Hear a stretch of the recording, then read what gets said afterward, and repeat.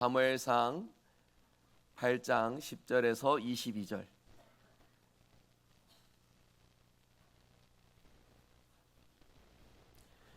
구약 성경, 제가 가진 성경 418면에 있습니다. 사무엘상 8장 1절에서 22절 말씀 중에 읽으실 때는 10절에서부터 22절 우리 함께 교독하도록 합니다. 10절입니다. 사무엘이 왕을 요구하는 백성에게 여호와의 모든 말씀을 말하여 이르되 너희를 다스릴 왕의 제도는 이러하니라. 그가 너희 아들들을 데려다가 그의 병거와 말을 어거하게 하리니 그들이 그 병거 앞에서 달릴 것이며 그가 또 너희의 아들들을 천부장과 50부장을 삼을 것이며 자기 밭을 갈게 하고 자기 추수를 하게 할 것이며 자기 무기와 병거의 장비도 만들게 할 것이며 그가 또 너희의 딸들을 데려다가 향료 만드는 자와 요리하는 자와 떡 굽는 자로 삼을 것이며 그가 또 너희의 밭과 포도원과 감람원에서 제일 좋은 것을 가져다가 자기의 신하들에게 줄 것이며 그가 또 너희의 곡식과 포도원 수산의 11조를 거두어 자기 관리와 신하에게 줄 것이며 그가 또 너희의 노비와 가장 아름다운 소년과 나귀들을 끌어다가 자기 일을 시킬 것이며 너희의 양대의 10분의 1을 거두어 가르니 너희가 그의 종이 될 것이라. 그날에 너희는 너희가 택한 왕으로 말미암아 부르짖되 그날에 여호와께서 너희에게 응답하지 아니하시리라 하니 백성이 사무엘의 말 듣기를 거절하여 이르되 아니로소이다. 우리도 우리의 왕이 있어야 하리니 우리도 다른 나라들 같이 되어 우리의 왕이 우리를 다스리며 우리 앞에 나가서 우리의 싸움을 싸워야 할 것이니이다 하는지라. 사무엘이 백성의 말을 다 듣고 여호와께 아뢰매 함께 읽습니다. 여호와께서 사무엘에게 이르시되 그들의 말을 들어 왕을 세우라 하시니 사무엘이 이스라엘 사람들에게 이르되 너희는 각기 성읍으로 돌아가라 하니라. 아멘. 하나님만이 우리의 왕이십니다. 하나님만이 우리의 왕이 되심을 기억하며 오늘 주시는 말씀을 통해 왕 되신 하나님을 경험하며 고백하며 누리며 살아가는 저와 여러분 될 수 있기를 바랍니다. 우리 모두 다 이제 부모로서 경험하신 부분이실 것인데 자녀를 키우다 보면은 어쩔 수 없이 마주하는 상황들이 있으실 거예요. 아이들이 무언가 요구를 할 때에 애들 입장에서는 꼭 필요한 부분이겠죠. 그러니까 필요합니다. 해주세요. 계속 거듭해서 요구를 하는데 부모로서 그 요구를 들어줄 수 없는 그런 순간들이 있을 것입니다. 어르고도 타일러도 보지만 그게 잘 안 되는 순간들이 있지요. 조금 더 심해지면은 아이는 자신이 원하는 것을 자신의 요구를 들어달라고 떼를 쓰고 더욱더 강하게 요구하는 그런 상황들을 경험할 때가 있습니다. 저도 이제 살았던 시간들을 되돌이켜 보면은 떼쓰던 아이의 입장에서 생각해 보면 너무 야속한 거예요. 아니 그거 뭐라고 하나 안 들어주시냐 싶은 마음에 막 거실 바닥 구불러도 보고 뭐 소리도 질러보고 너무 심하게 하면 이제 회초리를 드시니까 왜 그 적정선이란 게 있지 않습니까?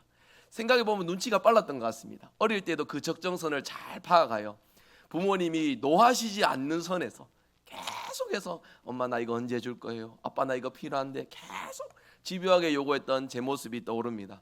생각해 보면 부모님들 입장에서 참 언짢으셨을 텐데 묵묵히 참아주시고 솔직히 말하면 뭐 맨날 참으셨겠습니까? 한 번씩 답답하면 답답하신 대로 표현하신 적도 있으신 것 같고요. 아이의 입장에서는 그 모든 것들이 이해가 되지 않았었어요. 근데 이제 부모로서 아이들을 키우고 있다 보니까 그런 아이의 입장을 경험했음에도 불구하고 부모의 입장이 더 앞서게 됩니다. 참 사람 간사한 거 있죠. 떼쓰는 거 보면은 저게 안 되는 걸 알면서 왜 저러나 싶은 이제 그런 마음에서 계속 해석이 되고 계속 그 자리에만 머물러 있으니까 느껴지지 않는 거예요. 아이의 마음보다는 제 마음이 더 앞서는 그런 인간적인 상황들을 겪을 때에 길게 살아온 인생이 아니지만 이런 만감이 교차하는 순간들 속에서 참 사람이란 간사하고 자기 입장에 더 충실하게 되는구나 싶은 그런 생각들을 가져봅니다. 여러분 조금만 생각해 보시면은 이런 어떤 우리의 삶의 모습들이요 꼭 부모와 자녀 간에 떼를 쓰는 주제가 아닐지라도 살아가면서 다양한 상황들 속에서 내가 요구하는 자리들도 있을 것이고 누군가가 나의 부당한 요구를 묵묵히 들어주고 수용해주는 그런 경험들도 있으실 거예요. 우리가 오늘의 말씀을 자세히 보니까 그러한 문제가 오늘 말씀에도 나타나고 있다는 것을 보여주고 있습니다.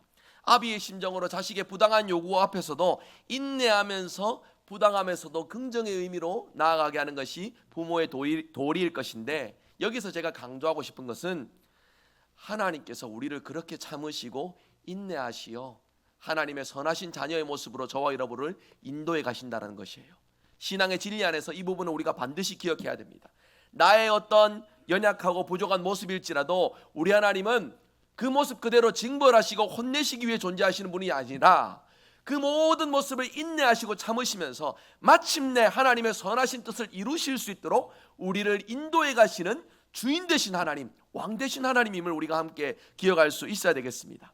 오늘 말씀을 통해 왕이신 하나님께서 우리를 어떻게 참으시고 인내하시어 이 부정의 우리의 모습에서 긍정의 하나님 뜻을 이루는 모습으로 인도해 가시는지, 이 말씀의 진리를 저와 여러분 함께 깨달아서 하나님의 인내와 참으심과 베푸시는 그 은혜를 우리의 삶의 자리에서 누리며 살아가는 저와 여러분 될 수 있기를 바랍니다.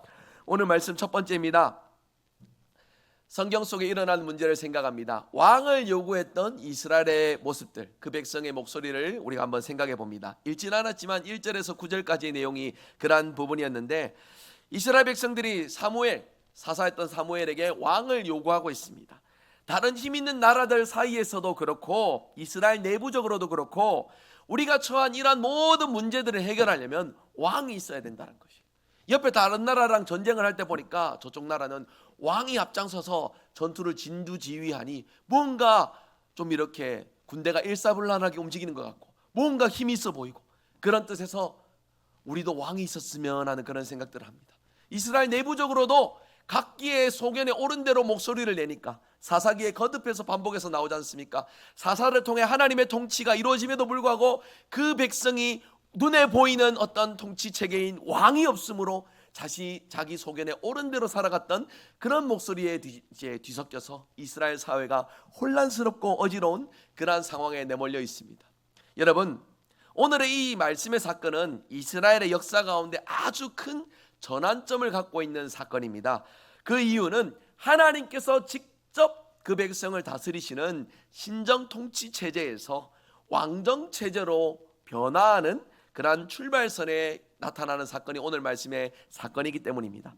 이스라엘 공동체는 일찍이 창세기 12장에서 부르심을 받은 아브라함 때부터 지금 오늘의 말씀의 이때까지 지구상 그 어디에도 없는 하나님께서 직접 통치하시고 다스리시는 신정 통치 체제로서 그들의 삶을 영위하며 살아왔습니다. 그런데 오늘 말씀해 보니까 지구상 그 누구도 경험할 수 없는 가장 좋은 것을 경험하고 있는 이스라엘 백성들인데 한참 그거보다 못한 왕정 통치 체제를 요구하고 있는 것이에요. 사람 눈에 보이는 권력과 사람 눈에 보이는 어떤 힘을 요구하고 있다라는 것입니다. 나름대로는 이런 요구를 하는 이유들이 있을 것입니다. 먼저는요, 그때 당시에 하나님의 통치를 나타내었던 사사 사무엘이 나이가 많이 들었다라는 것을 성경은 말씀하고 있습니다. 나이가 많이 들었다라는 것, 불안정하다라는 것을 나타내는 것이죠. 그래서 그의 아들들이 아버지의 사사의 직무를 수행하는 일들로서 함께 사사로 세움 받았지만은 사무엘의 아들들은 사사답지 못한 그런 행동들로서 공동체의 덕을 세우지 못하였습니다. 재물을 탐하여서 그 탐한 재물로서 누군가에게 받은 재물로서 유리한 재판들을 이 사무엘의 아들들이 이루었고요. 그리고 또 재물을 탐하는 것에 백성들을 억압하고 겁박하면서 재물을 탈취하는 그런 모습들까지 보였습니다. 그렇기에 사사답지 못한 그런 면모들로서 공동체 내부적으로 불안정하다라는 것을 이제 염두에 두고 있다는 것이에요. 여러분, 이런 부분들을 먼저 찬찬히 생각해 볼 것이 있습니다. 여러분, 사사를 세우시는 분이 누구셨습니까? 하나님이셨습니다. 사사는 원래 하나님께서 세우셨는데 사무엘이 자신의 아들들을 사사로 세우는 과정에서는 하나님의 뜻보다 사무엘의 역할이 더 드러나게 됩니다. 사무엘이 자기 자식들을 사사로 왜 세웠느냐라는 것은 아주 중요한 구약의 신학의 논점 중에 하나인데, 그 이유가 분명하진 않지만 다양한 학설들이 있습니다. 어떤 학자들은 사무엘이 정식적인 사사로 세웠다라는 의미보다 자신을 보조하는 입장에서 그들을 세웠다라고 해석하는 분들도 있고요. 그리고 이 사무엘의 아들들이 사사의 직무를 담당하는 것은 이스라엘 전체의 대상이 아니라 그들이 거주하고 있는 브엘세바를 한정하여서 사사의 직무를 수행하고 있다라는 이런 해석도 있습니다.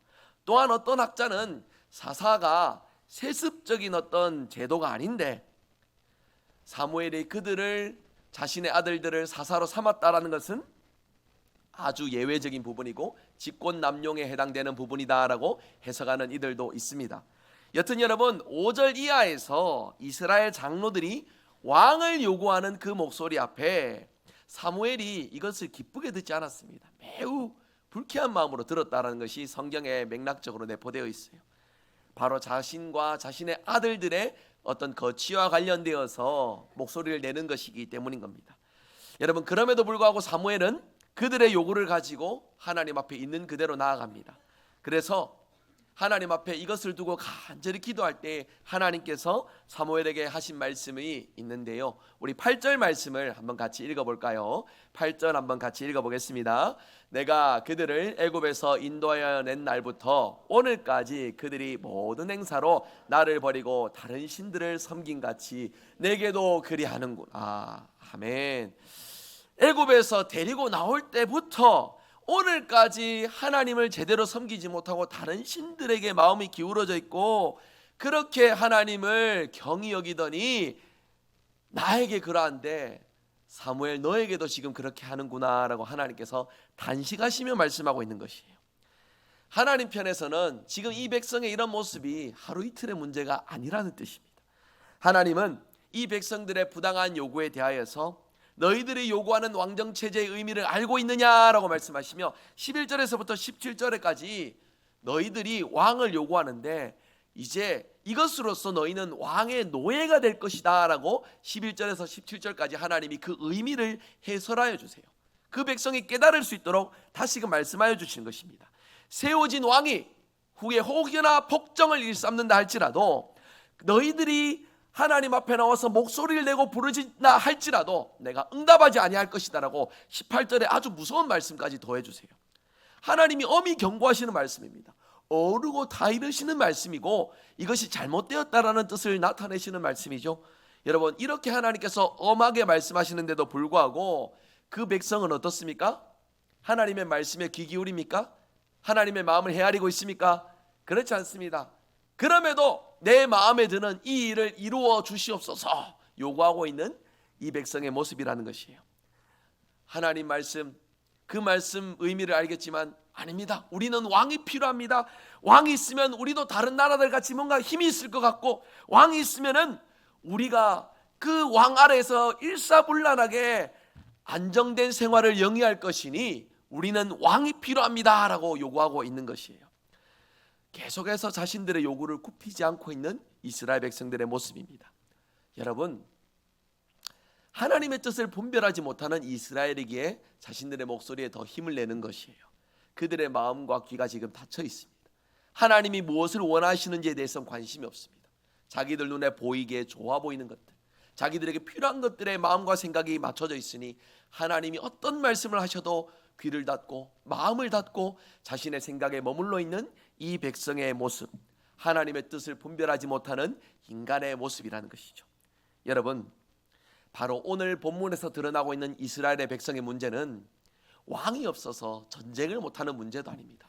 왕이 없어서 치안이 뭔가 나라 통치 체제가 제대로 이루어지지 못하고 있는 문제도 아닙니다. 오늘 이스라엘이 겪고 있는 이 문제는 자신의 뜻을 앞세우고 하나님의 뜻을 멀리하는 교만의 문제라는 것이, 자신의 생각에 머물러 있는 안일함의 문제라는 것을 성경은 우리에게 나타내 보여주고 있습니다. 오늘 말씀 두 번째입니다. 오늘날 우리의 문제와 연결해서 오늘 성경의 이 사건을 한번 생각해 보길 원합니다. 나는 어떤 왕을 요구하고 있는가? 여러분 비단 성경에만 나타나는 이러한 문제가 아닐 것입니다. 우리의 삶의 자리에서도 동일하게 이러한 문제들이 반복적으로 나타날 것인데요, 우리는 어느 누구든 우리 삶의 위치에서 바램을 가지고 살아갑니다. 우리가 바라고 원하는 일들이 있다라는 것이에요. 나를 더 강하게 해주고 나를 더 안정적으로 해주고, 그래서 이 거친 세상 속에 더욱더 힘을 내면서 살아갈 수 있도록 내게 뭔가 힘이 되고 안정이 되어주는 그 무언가를 계속해서 갈망하는 것이 바로 우리의 마음일 것입니다. 그러면서 여러분 동시에 우리에게 벌어지고 있는 이 모든 문제들, 그 모든 문제들 속에서요, 우리의 이 바램들이 앞서다 보니까 어떤 상황이 펼쳐지냐면 우리의 삶에 찾아오는 모든 문제들에 나를 돌아보는 일들은 가지지 않습니다. 내가 이것이 없어서, 내 안에 없는 무언가, 내 외부적으로 뭔가 피로들을 생각하면서 내 바램과 열망들을 더 크게 가지는 것들이 된다는 것이, 내 안에서 무엇이 필요한지, 나의 모습에서 무엇을 깨달아야 되는지에 대한 통찰과 분별은 없는 채 내가 물질이 없어서 이렇지, 내가 힘이 없어서 그렇지, 내가 시간이 없어서 그렇지, 내가 무언가 부족해서 그렇지, 내가 가지지 못한 내 외부에 밖에 있는 것들을 향하여서 더 큰 갈망들을 가지기 마련이라는 것입니다. 그래서 우리 자신이 삶에 처한 그 어려움들을 우리 내면적으로 돌아보는 일들을 통해 끊임없이 내 안에 있는 문제들을 내 스스로가 마주하는 일들보다는 이런 일들을 회피합니다. 내 밖에 있는 어떤 특별한 것들을 가지고 와서 내 안에 있는 이 문제들을 해결하고픈 그 열망에만 사로잡혀 있게 된다는 것입니다. 여러분, 어찌 보면 이것이 우리의 생존 본능일지도 모릅니다. 그러나 우리에게 찾아오는 이 모든 어려움들을 두고 우리 안으로의 시선, 우리 밖으로의 시선, 어느 것이든 한쪽에 치우쳐서는 안 돼요. 우리 안으로도 살필 줄 알아야 되며 우리 밖으로도 무엇이 필요한지를 생각할 줄 아는 통찰이 필요합니다. 오늘 본문의 경우가 바로 그런 경우라는 것이에요. 여러분, 이스라엘이 앞서 언급했던 그 모든 문제들이 왕이 없어서 생긴 문제입니까? 아닙니다. 그런데도 그들은 철저히 세상의 기준에서 자신들이 누리는 가장 귀한 것은 깨닫지 못한 채 더 타락하고 더 부족한 것이 그럴싸해 보인다는 이유로 그것을 계속해서 요구하고 있는 어린아이와 같은 모습을 보여주고 있다는 것이에요. 여러분, 문제는요, 자신들의 어떤 상황들을 돌아보지 못하는 것과 자신들이 무엇을 필요로 한다라는 그 간절한 열망들이 더해지다 보니까 바로 그것이 가림막이 됩니다. 자기 스스로 문제가 무엇이 문제인지를 돌아보지 못하게 돼요. 왕이 없어 생긴 문제가 아닙니다. 하나님의 통치 방식이 잘못되어 생긴 문제들이 아닙니다. 그럼에도 그런 것들에 대해서 생각과 마음을 두지 못한 채 하나님을 원망하고 있습니다. 불평하고 있습니다. 왕이 있어야 되지 않습니까? 그래야 뭔가 힘이 있지 않습니까? 자신들의 어떤 이런 논리로서 하나님을 배역하는, 하나님을 대적하는 이런 모습까지 보여주고 있다는 것이에요. 인간적인 면에서 보면 이스라엘 백성들의 요구가 정당해 보일지 모릅니다. 그러나 다시 강조드립니다. 이 문제의 원인인 자기 자신을 전혀 돌아보지 못하고 있는 것이에요. 열망을 앞세우고 자신들의 상황을 앞세우고 자신들이 무엇이 부족한지를 헤아리지 못하는 어리석음의 자리에 머물러 있다라는 것입니다. 그래서 뭔가 획기적으로 변화할 수 있는 그러한 환경, 그러한 힘, 그런 것들을 하나님 앞에 지금 요구하고 있다는 것이에요. 문제가 뭐라고 했습니까? 문제의 원인은 자신에게서 발견하지 못하는 가리워진 자신의 마음, 하나님을 향해 눈과 귀를 닫고 자신의 열망에만 사로잡혀 있어서 옳고 그름을 분별하지 못한 채 하나님의 마음을 헤아리지 못한 채 어리석은 자신의 모습이 마치 진리인 것처럼, 그것이 정말 중요한 것처럼 포장해가는 바로 인간의 완악하고 교만한 마음이 문제라는 것입니다.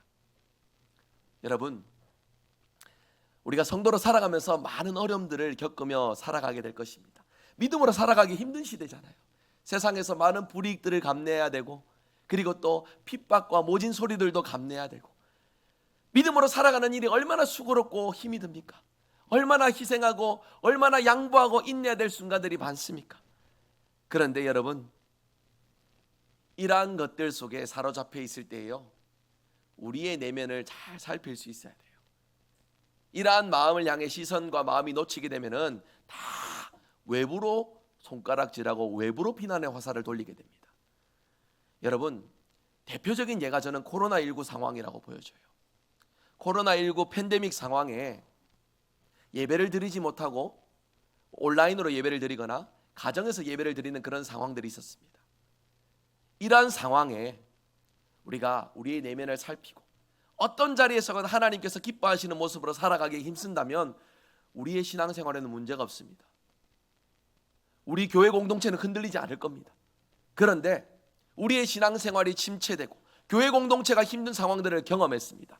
거기에서 얼마나 우리의 자조적인 우리 자신을 돌아보는 목소리들이 있었습니까?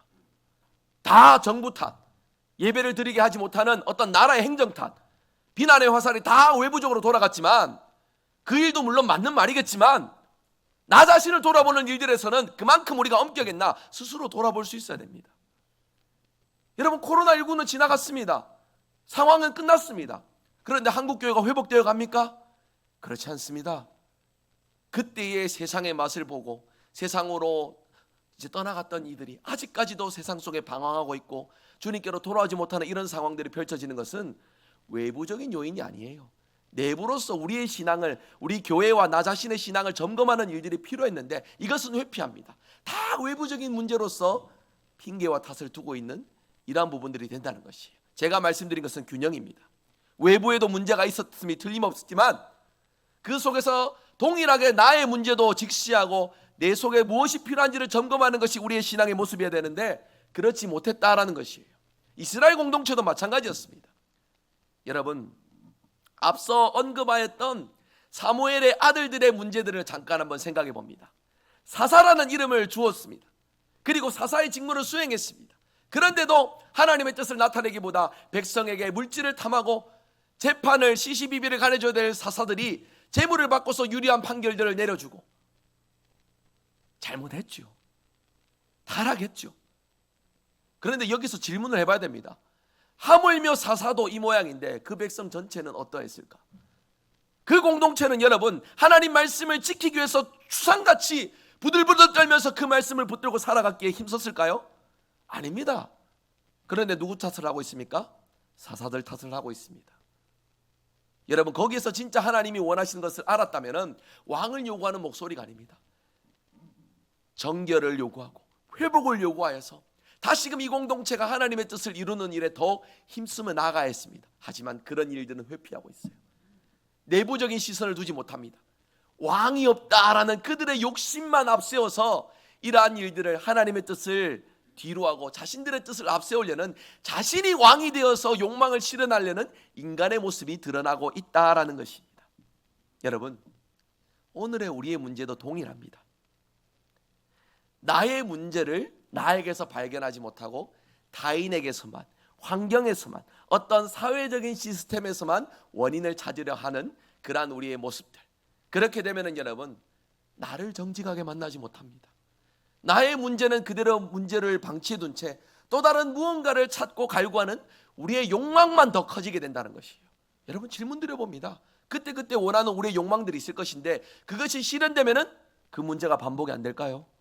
우리 내면적으로 무너져 있고 하나님과 멀어져 있고 하나님의 뜻을 깨닫지 못하는 우리의 심각한 이 문제가 해결이 될까요? 아니라는 것입니다. 그렇기에 오늘 이 말씀 속에서 우리는 균형을 깨달을 수 있어야 된다는 점을 말씀을 드리고 싶어요. 그래서 오늘 말씀 세 번째 주제입니다. 그러한 어리석은 우리이지만은 하나님은 우리에게 은혜를 베풀어 주시는데 한번 따라서 해보겠습니다. 들어주시는 하나님. 다시 성경의 이 사건으로 잠깐 돌아가 보면요, 하나님께서는 사사들을 통해 이스라엘을 통치하시는 일에 조금도 부족함이 없으셨습니다. 세상의 그 어떤 왕정 통치 체계보다도 더욱더 완전하고 분명한 통치로서 그 백성들을 이끌어 가셨습니다. 하나님이 잘못 통치하신 것이 아니에요. 문제는 무엇입니까? 그 백성이 순종하지 못하고 하나님의 길을 벗어나서 자신의 길들을 만들어갔던 수많은 상황들이 문제였다라는 것입니다. 그런데 하나님 입장에서 이 백성이 다시 와가지고 하나님이 다스리시는 이 통치 체계가 문제가 있으니 우리에게 왕을 주십시오라고 하는 이 요구가 하나님 입장에서 얼마나 부당하게 들리겠습니까? 얼마나 황당하겠습니까? 여러분, 그럼에도 불구하고 하나님은 그 백성의 목소리를 들어주십니다. 다시 말씀드립니다. 이스라엘이 겪는 문제는 사무엘이 늙어서 생기는 문제가 아닙니다. 사무엘의 아들들이 사무엘처럼 살지 못해서 생긴 문제가 아닙니다. 이런 문제들은 단편적인 문제일 수는 있으나 가장 큰 문제는 아니라는 것이에요. 가장 큰 문제가 무엇이냐? 그들의 욕망을 앞세워서 하나님의 뜻을 구하지 않는 것입니다. 하나님의 뜻 앞에 자신들을 돌아보지 못하는 것에 있다는 것입니다. 그래서 자신의 판단들로서, 자기들의 방법들로서 삶의 문제를 해결하려는 교만과 오만의 문제가 지금 공동체 전체에 퍼져 있다는 것을 오늘 말씀을 통해 우리가 확인할 수 있다는 것이에요. 여러분, 하나님께서는 이러한 부당한 요구에 대하여서 하나님 앞에 간절히 기도하는 사무엘을 통하여 하나님의 마음을 전해주시니 하나님의 마음은 이렇습니다. 22절 말씀 한번 같이 읽어볼까요? 같이 읽겠습니다. 여호와께서 사무엘에게 이르시되 그들의 말을 들어 왕을 세우라 하시니 사무엘이 이스라엘 사람들에게 이르되 너희는 각기 성읍으로 돌아가라 하니라. 아멘. 하나님 입장에서 이 백성의 요구가 부당함에도 불구하고 그럼에도 그들 안에서 발생하는 이 문제를 이겨낼 수 있도록 그들의 요구를 하나님께서 들어주셨다라는 것입니다. 여러분 잘 기억하셔야 돼요. 이들의 목소리가 옳아서 들어주신 것이 아닙니다. 너무나도 사랑하는 하나님의 백성이기 때문에 하나님께서 그들의 목소리를 들어주신 것이에요. 여기서 아주 중요한, 우리가 기억해야 될 중요한 신앙의 진리가 있습니다. 부당함을 참으시고 백성의 요구를 들어주시는 것으로서 하나님의 역할, 하나님의 일이 끝나는 것이었습니까? 아니지요.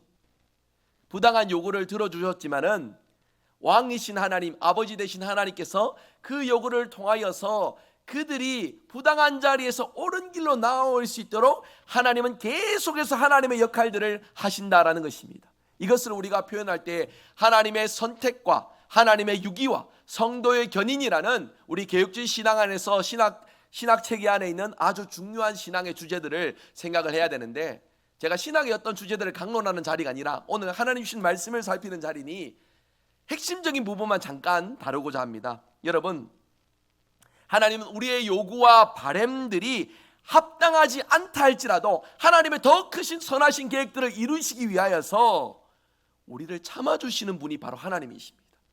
우리의 목소리에 귀 기울여 주시는 분이 하나님이십니다. 때로는 우리의 어떤 모습들이 부당한 모습일지라도 그것을 허용해 주시고 그것을 이룰 수 있도록 우리의 삶에 연약한 모습들을 참아주시고 인내해주신 분이 바로 하나님이시다라는 것이에요. 여기까지가 어떻게 보면 하나님의 선택과 유기의 의미일 것입니다. 우리를 택하셨지만 때로는 우리의 삶의 자리가 어리석고 곁길로 가는 우리의 모습일지라도 하나님께서 그냥 두시는 것처럼 보여지는 그런 순간들이 있다는 것이에요. 하지만 이것으로서 하나님의 역할이 끝이 아닙니다. 성도의 견인, 부름받은 성도들이 그 순간 어리석음으로 하나님을 향한 중심을 놓쳤다 할지라도 하나님은 하나님의 역할들을 하시어 마침내 택하신 자녀가 하나님의 일들을 이뤄가실 수 있도록 끊임없이 하나님께서는 우리 속에 역사하여 주시고 우리의 마음을 새롭게 하여 주시고 다시금 말씀 앞에 깨닫게 하사 하나님이 원하시는 것이 우리의 삶의 기준이 되도록 하나님은 계속해서 우리의 삶을 이끌어 가시는 분이 하나님이시라고 말씀하고 계시는 것이에요. 그에 대한 특별한 어떤 하나님의 역사의 사건이 바로 이 사건입니다.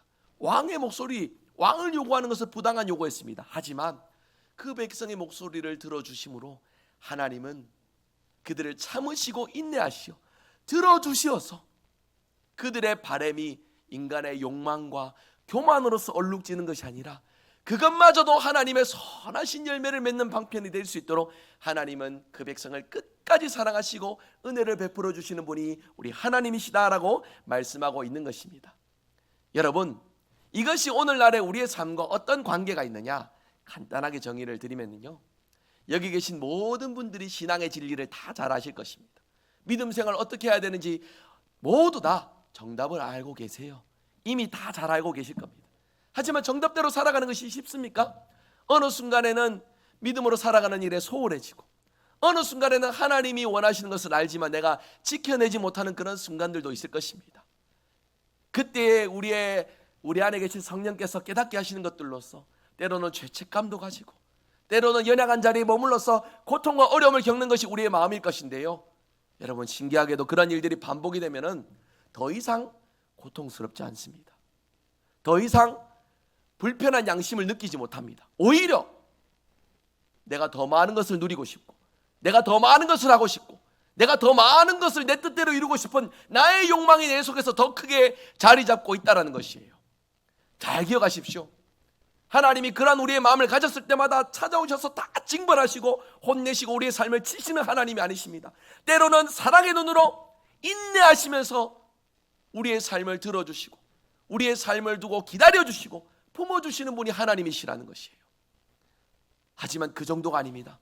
마침내 하나님은 택하신 자녀가 다시금 하나님께서 기뻐하시는 믿음의 삶을 살아갈 수 있도록 하나님의 일들을 행하신다는 것이에요.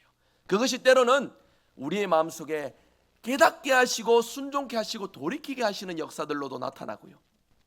그것이 때로는 징벌과 고통과 삶의 어려움을 통해서 깨닫게 하시는 방편들로도 하나님께서 일하신다는 것입니다. 여러분, 다시 강조드립니다.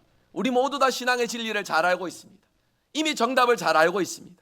하지만 알고 있는 정답을 어느 순간 한두 번 내가 비켜간다 하여서 아무 일도 일어나지 않네, 오히려 내 삶이 더 윤택해지네, 내 마음에 더 많은 것들이 채워지고 그것이 내 기쁨이 되고 즐거움이 되네, 이런 마음에서 머물러 있다면은 틀림없이 그것은 하나님의 마음을 슬프게 하는 우리의 연약한 모습이 된다는 것을 분명히 기억하시길 바랍니다. 하나님은 슬픈 눈으로 우리를 바라보고 계십니다. 그리고 그 자리에 우리를 그대로 두지 아니하세요. 다시금 선하신 하나님의 모습으로 살아갈 수 있도록 하나님은 왕으로서, 우리의 주인으로서 하나님의 역할을 이루어 가신다는 것을 오늘 말씀을 통해서 우리는 기억할 수 있어야 되겠습니다. 여러분, 한두 번 예배 빠지고 한두 번 믿음으로 살아가지 못하고 그러한다 해서 우리의 삶에 어떤 특별한 일이 일어나고 그러지 않습니다. 그렇지 않습니까? 그런데 그것이 일상이 되고 반복이 되다 보면은요, 그렇게 살아서는 안 되는데 싶은 마음이 있으면서도 아무 일도 있지 않는 것, 오히려 내 발행과 내 뜻이 앞선다라는 것에서 우리가 하나님의 뜻을 살피기보다는 그렇게 가리워진 우리의 마음과 생각에 갇혀서 그 모습 그대로 머물러 있으려고 하는 것이 우리의 모습이란 것이에요. 내 자신이 왕이 되어서 왕이신 하나님의 뜻보다는 내 자신이 내 마음의 자리에 왕노릇하면서 내 판단과 내 뜻대로 살아가려는 것이 바로 인간의 교만한 연약한 모습이라는 것입니다.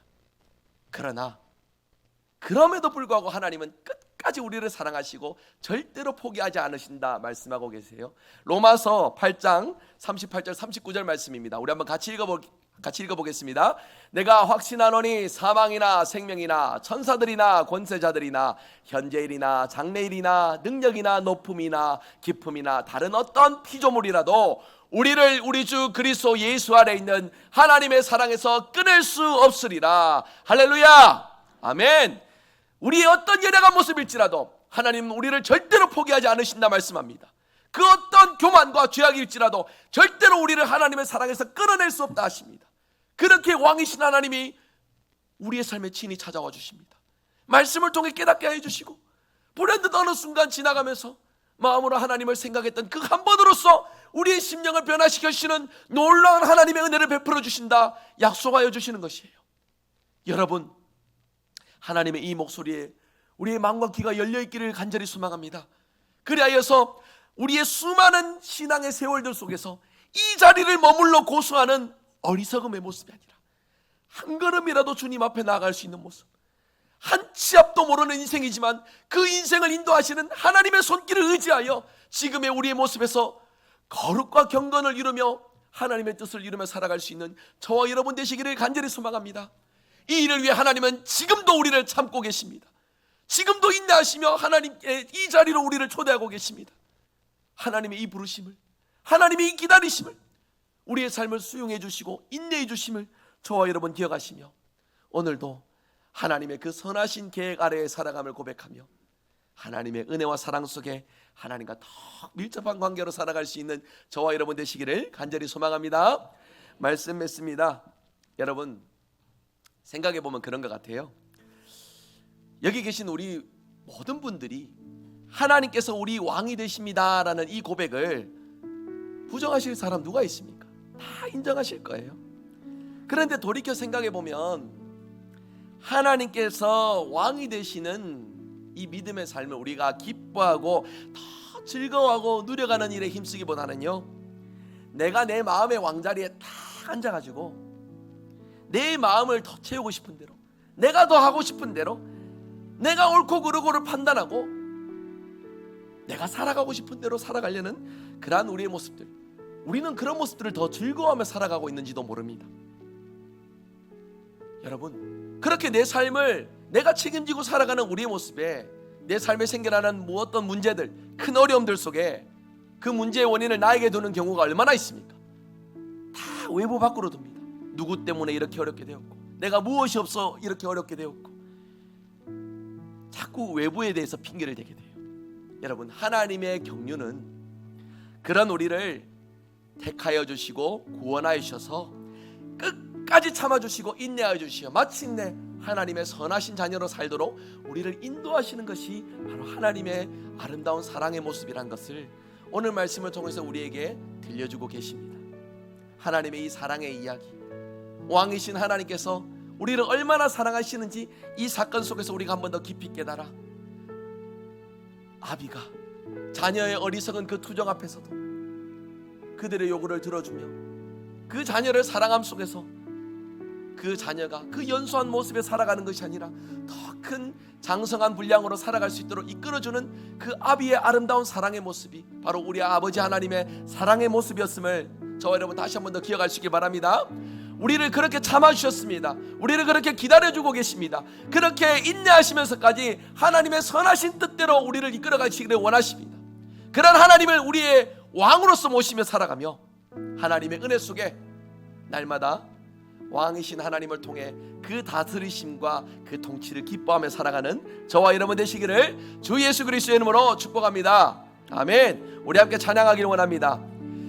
왕이신 우리 주님, 나의 삶을 다스려 주시고 나의 삶을 이끌어가 주시옵소서. 우리 찬양의 고백 진실하게 우리 한번 같이 찬양하며 고백하기 원합니다. 예수 우리 왕이여 이곳에 오소서. 함께 찬양합니다. 예수 우리 왕이여 이곳에 오셔서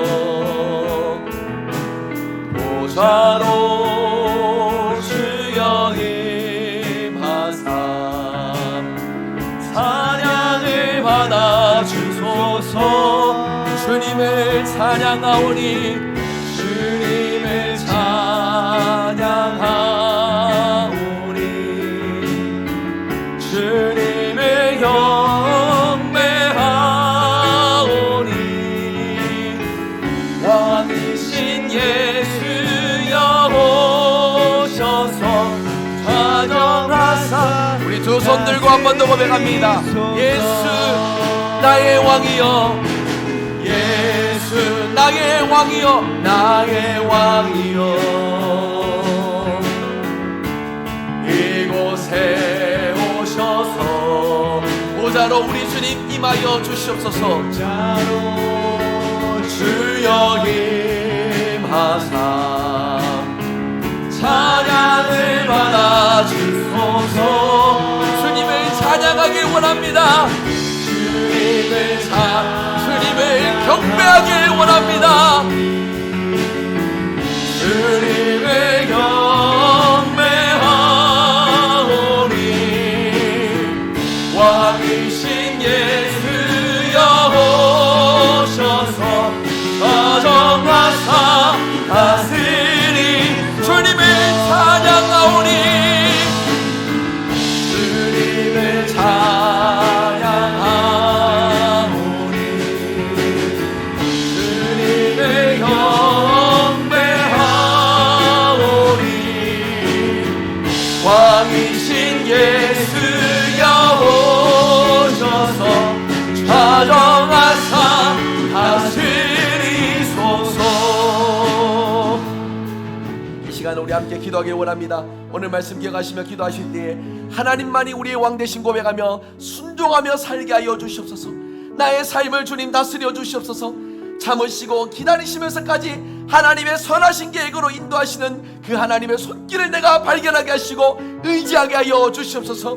내 바람과 내 뜻을 앞세우는 것으로 왕 되신 하나님의 뜻을 멀리하는 이러한 어리석음을 범하지 않도록 주님 늘 하나님께 열려있는 나의 시선과 마음이 되게 하여 주시옵소서. 말씀 기억하며 우리 함께 합심하여 기도하며 나갑니다. 기도하겠습니다. 하나님 감사합니다. 오늘도 우리에게 말씀하여 주시고 깨닫게 하시는 그 은혜 속에 왕의 신 하나님을 다시 한 번 더 기억하며 왕 되신 하나님 아래에